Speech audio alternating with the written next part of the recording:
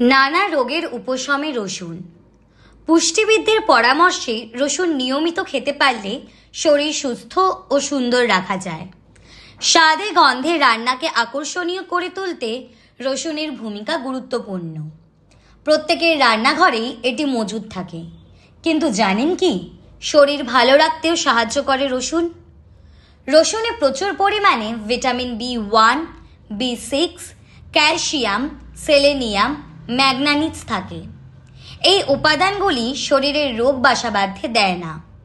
হৃদযন্ত্র ভালো রাখতে সাহায্য করে রসুন। ডায়াবেটিস রুখতেও এর জুড়ি নেই। ত্বক এবং চুলের যত্নও নেয় রসুন। এবার যদি ধরা যায় মুখে পিম্পলসের সমস্যার কথা, তাতেও কাজে লাগে রসুন। রসুন ভালো করে থেতো করে তাতে সামান্য ভিনেগার মিশিয়ে মুখে লাগিয়ে নিলেই মিলবে মুক্তি। ঠান্ডা জলের সঙ্গে 1 কোয়া রসুন খাওয়া শরীরের পক্ষে উপকারী। মুখের বলিরেখা কমাতেও সাহায্য করে রসুন।